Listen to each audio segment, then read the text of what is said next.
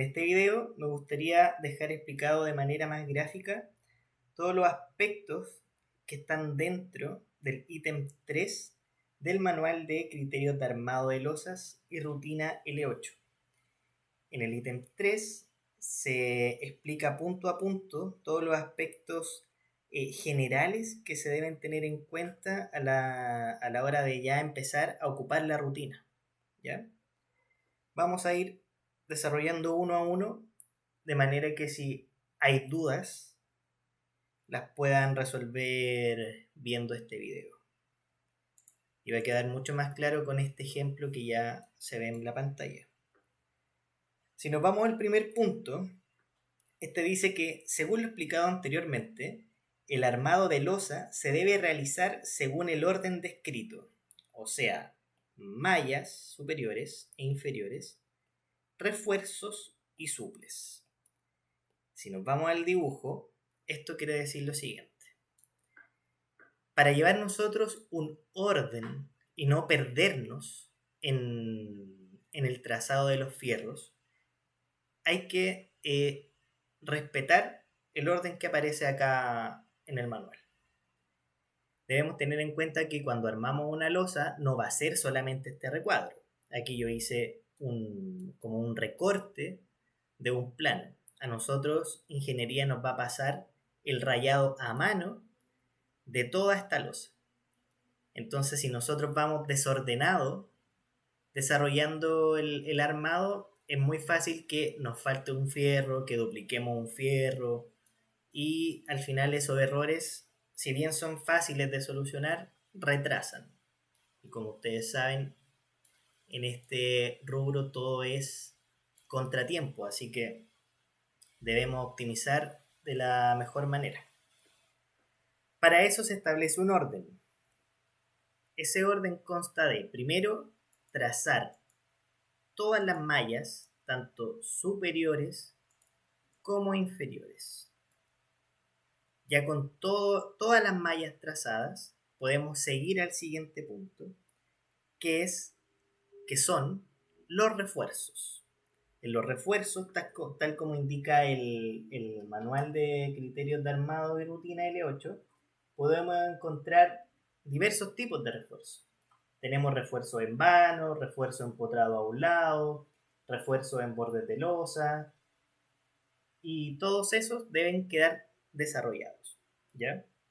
En este caso, en este ejemplo, nosotros podemos visualizar este refuerzo, podemos visualizar este refuerzo. Y eso por todos los refuerzos que ingeniería nos haya detallado. Y por último, sería el trazado de los suples. También el manual de armado de losa y rutina habla sobre los suples normales y los suples en bordes de losa, ¿ya? En este caso sería este el suple normal y este el suple de borde de losa. El siguiente punto hace mención a cómo piensa el L8, ¿ya? La rutina L8 automatiza el proceso de armado, diseñando la armadura con dimensiones reales y textos. ¿Qué quiere decir eso? Que si nosotros a la hora de trazar, por ejemplo, este suple, y le indicamos todos los datos que nos pide la rutina va a generar un proceso tal que el dibujo va a quedar representado con las medidas reales y la sumatoria va a ser el resultado de todas esas medidas. Lo mismo aplica al valor que se le indica al diámetro y al valor que se le indica a la repartición. Entonces, si nosotros medimos este fierro, efectivamente mide 305 y esto mide 12.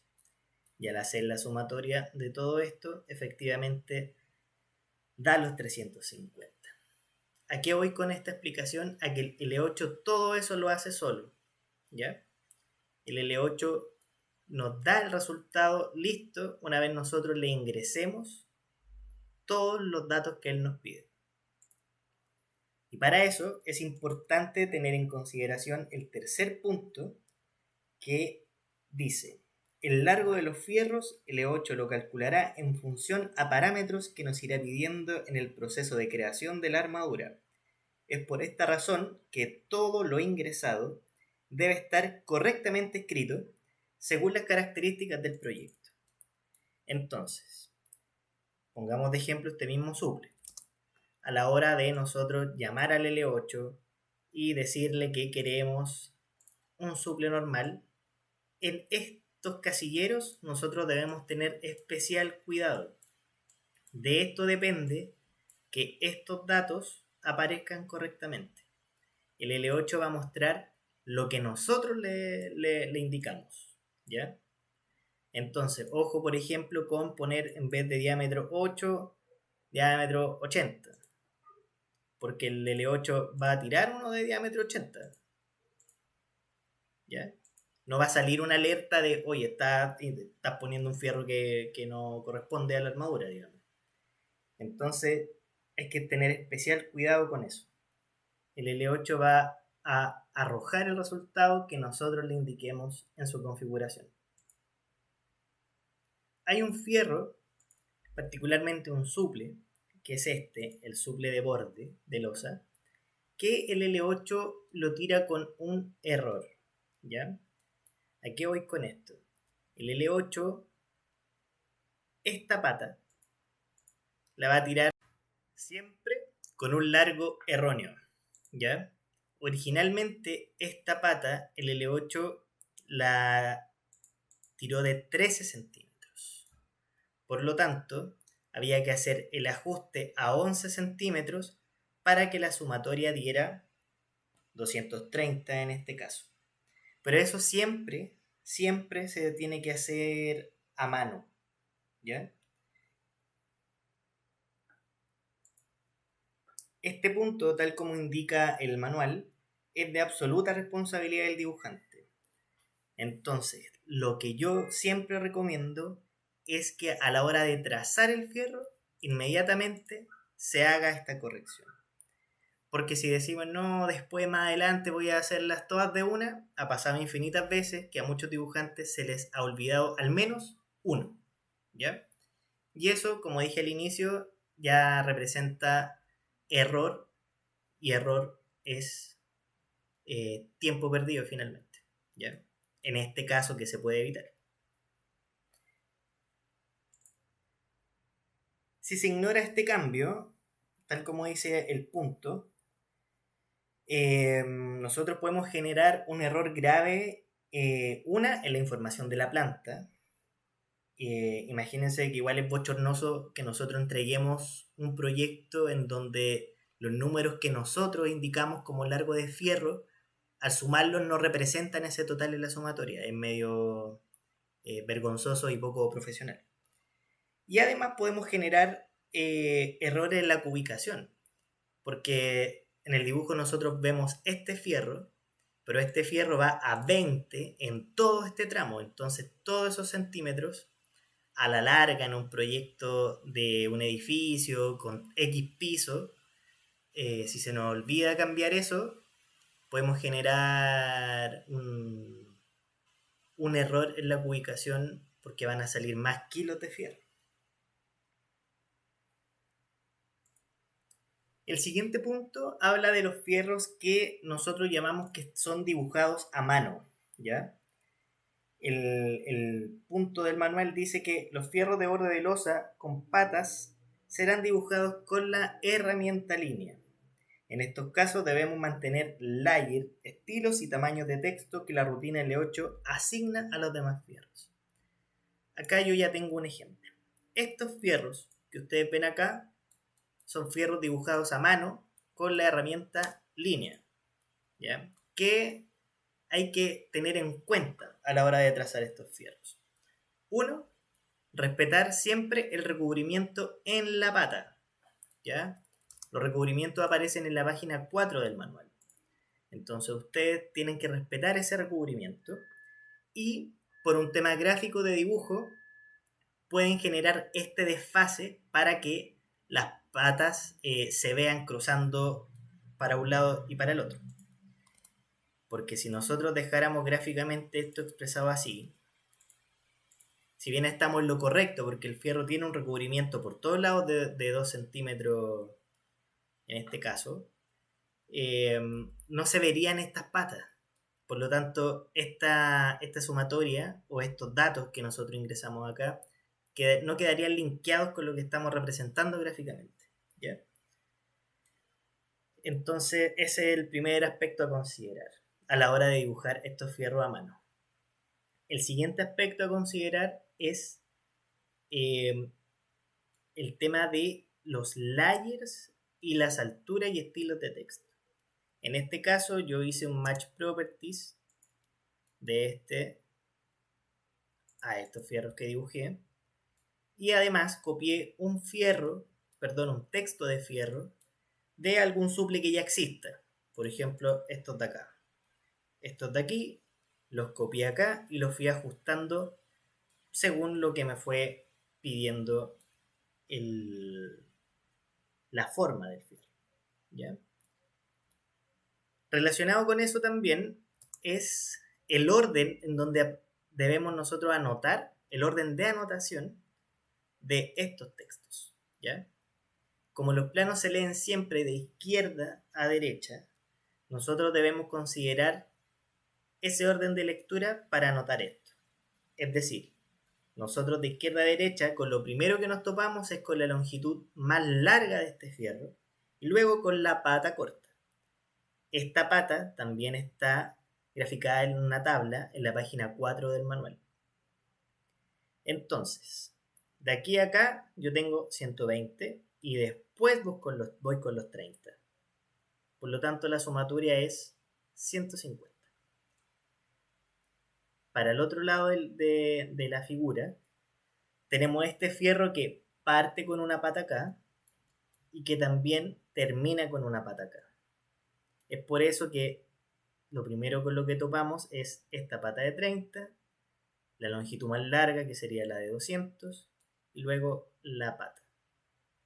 Si sumamos todo eso nos da 260. Todo este proceso lo hacemos a mano. En este caso particular, nosotros nos transformamos en el L8. Nosotros hacemos desde los textos, las líneas, la ubicación, etc.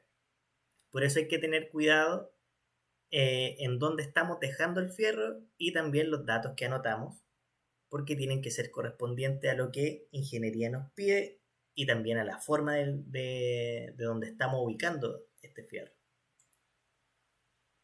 También, para una mejor comprensión de todo lo que estamos haciendo, es que existe este punto, el siguiente punto del manual, que habla sobre que todos los fierros, tanto su dibujo como información de largos, deben siempre permanecer agrupados. Si volvemos acá a este ejemplo, yo acá intencionalmente desagrupé todos los fierros. Se dan cuenta que esto me lo toma como una polilínea, esto como un texto, esto aparte, aparte, aparte. Eso está incorrectísimo. Siempre debe estar todo agrupado. El L8, por defecto, siempre tira los fierros agrupados, ¿ya? Pero hay casos en donde necesariamente tenemos que desagrupar porque quizás el L8, este texto, lo puede tirar acá. Pero gráficamente eso no se ve bien porque hay otros fierros atravesando este fierro. Y además, si pensamos en la valorización que tiene este plano, de acuerdo a nuestro CTB, la línea verde es una de las más gruesas. Por lo tanto, a la hora del ploteo, este texto se va a ver atravesado por dos líneas que van a dificultar su comprensión. ¿Ya? Nosotros siempre tenemos que pensar que este plano y todo lo que nosotros vamos a dibujar es información técnica gráfica que sirve para construir. Por lo tanto, lo van a ver otras personas y debemos nosotros ser muy claros a la hora de expresar todo, líneas, textos, cotas, niveles, etc. Y esto es parte de esa claridad. Nosotros al desagrupar el fierro, podemos mover este texto, pero la tarea no termina ahí, porque tenemos que volver a agruparlo. ¿Ya? También pasa que de repente por un trazado inicial, nosotros quizás trazamos el fierro acá y nos damos cuenta que choca con los textos del otro fierro, ¿ya? Entonces aquí se nos hace mucho más fácil mover este con todos sus textos ya agrupados en vez de estar moviendo la línea, los textos, etc. O haciendo clic en cada uno de ellos para después moverlos. Por eso siempre tiene que estar todo agrupado. Que no se malentienda con que todos los fierros tienen que estar agrupados entre sí. Eso no es así. El fierro particular con sus textos debe estar agrupado, de manera de poder moverlo o también sea el caso que tal vez lo tenemos que borrar. Y eso también sale expresado en el siguiente punto con algunos detalles adicionales. Dice, en caso de tope de textos entre un fierro y otro, se debe mover el texto que mejor le haga el dibujo para su comprensión total. Para esto se debe desagrupar el fierro, realizar la modificación y luego volver a agrupar, que fue lo que hicimos anteriormente. Se puede ocupar width factor en textos mínimo 0,8.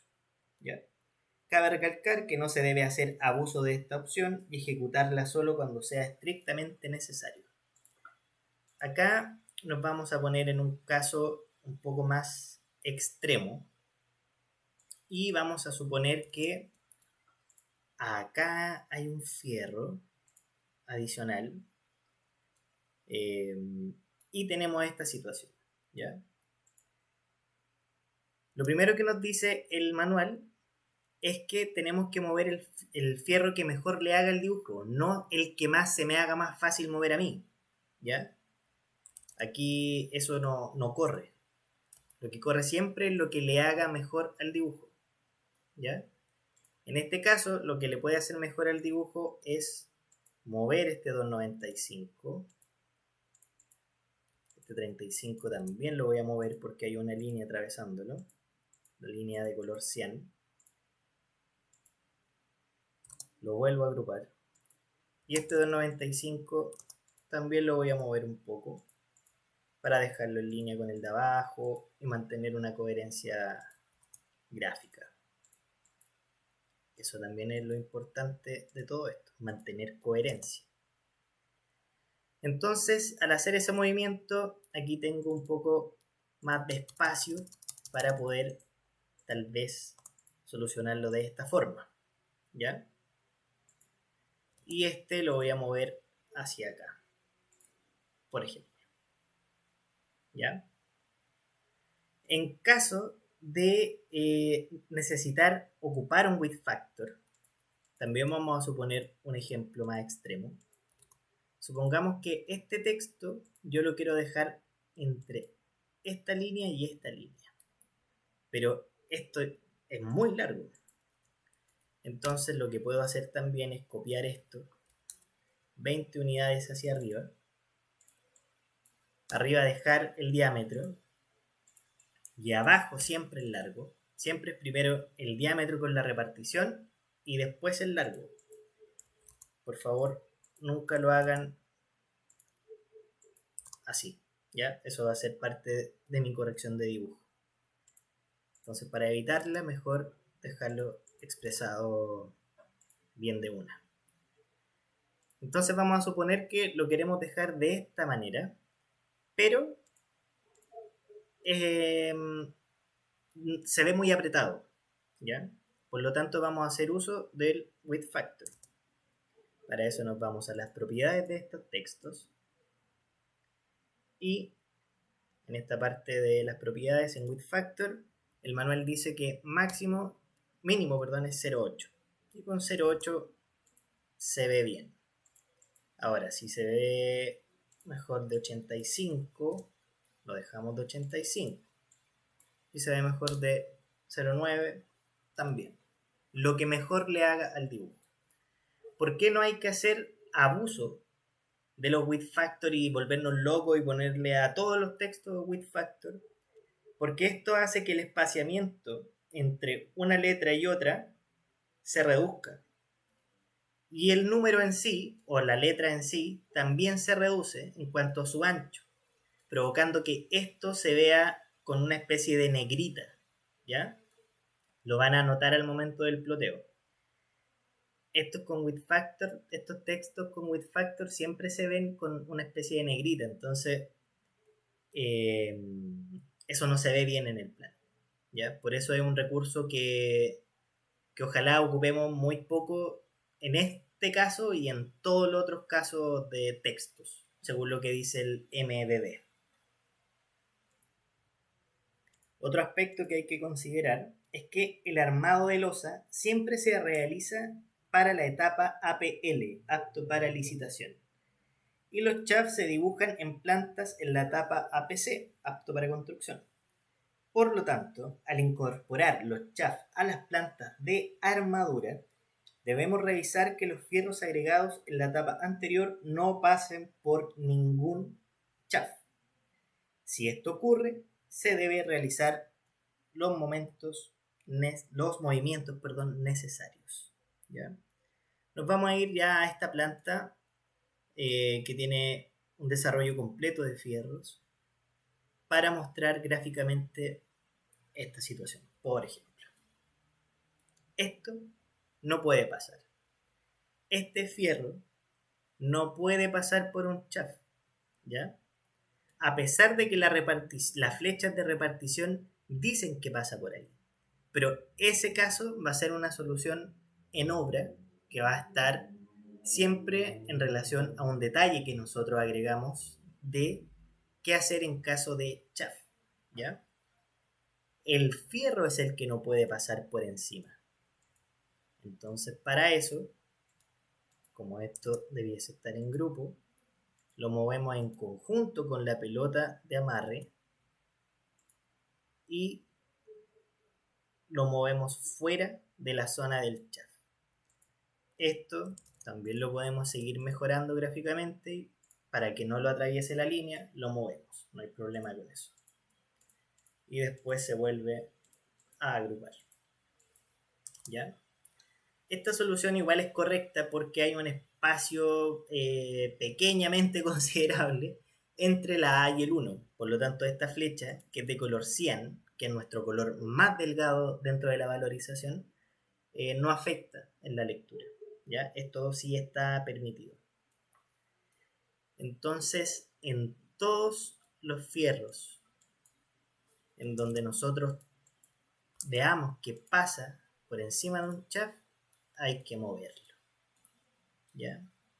Acá, por ejemplo. Esta situación ya es un poco más crítica porque este fierro no lo podemos mover para ningún lado porque la repartición indica que va de acá a acá.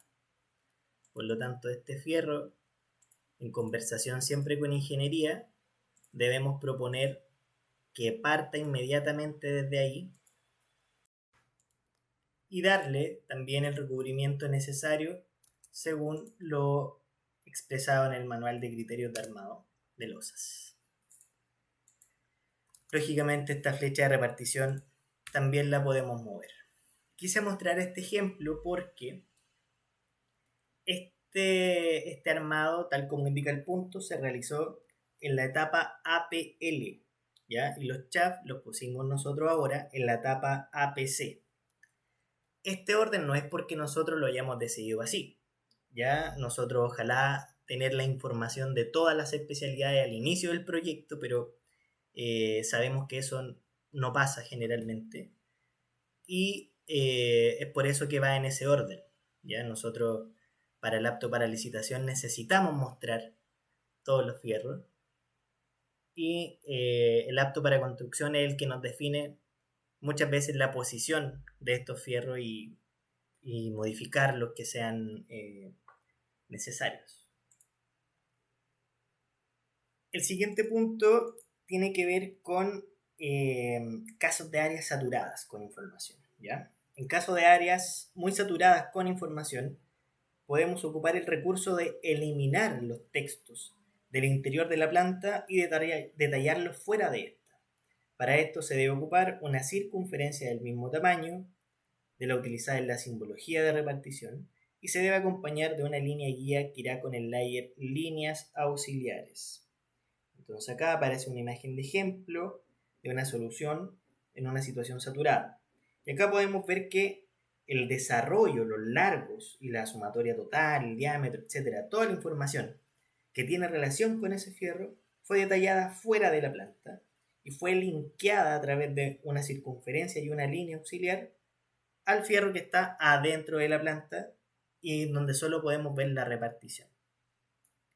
Acá tenemos un ejemplo. Esta zona está muy saturada. Tenemos flecha de repartición, el texto de los fierros, otro fierro cerca, un chaf, muy cerca están los muros, etc. Es una situación un poco compleja. Por lo tanto, acá se aplicó esta solución y se lee súper bien. ¿Ya?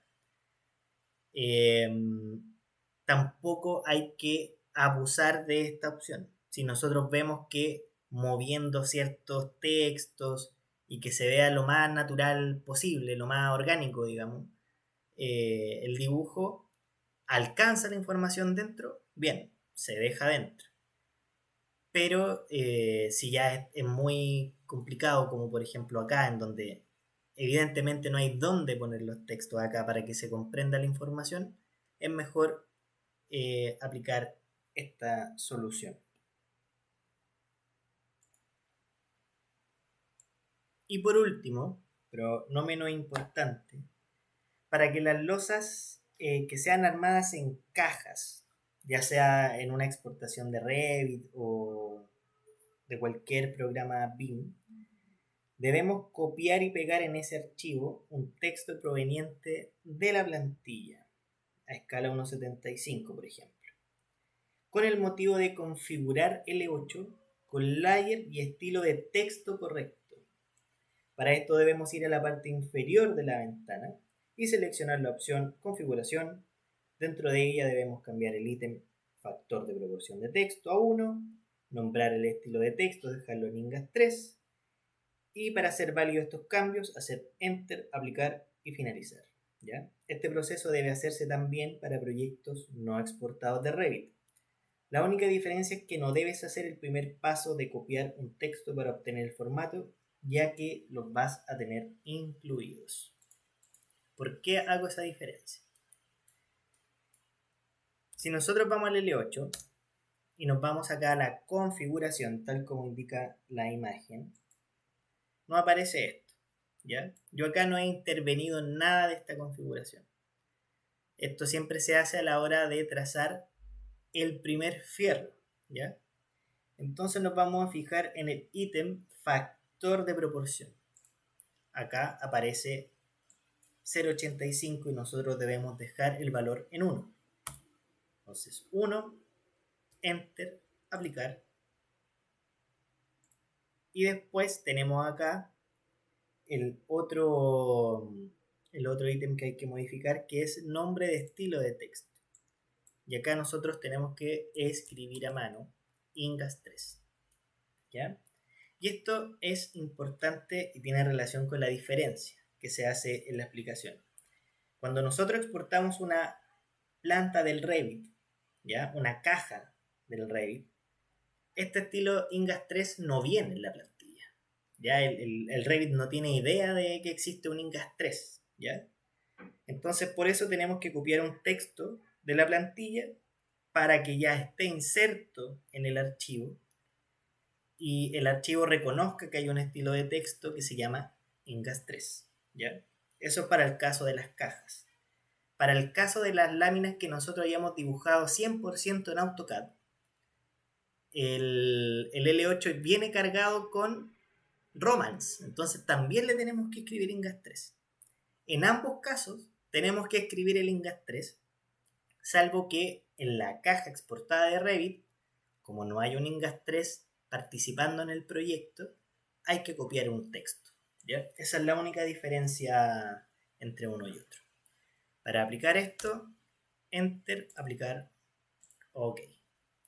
Entonces acá vamos a trazar, por ejemplo, un texto, perdón, un fierro cualquiera y lo vamos a dejar acá, por ejemplo.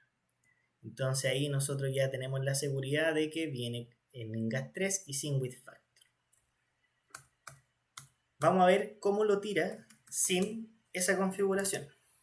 Vamos a ver si de tanto control Z... No la toco. Pero este estaba en 0.85, aplicar OK. Y también esto estaba en Romance. En este caso, si trazamos el fierro acá, aparece con un estilo que no es el nuestro, por lo tanto no estamos cumpliendo con el MDD, que es igual de importante porque todo está vinculado. De esta manera ya tienes toda la información necesaria para poder trazar todos los fierros que necesitamos para la losa. Cualquier duda en relación a estos puntos lo puedes consultar con el jefe de taller o con el jefe de proyecto.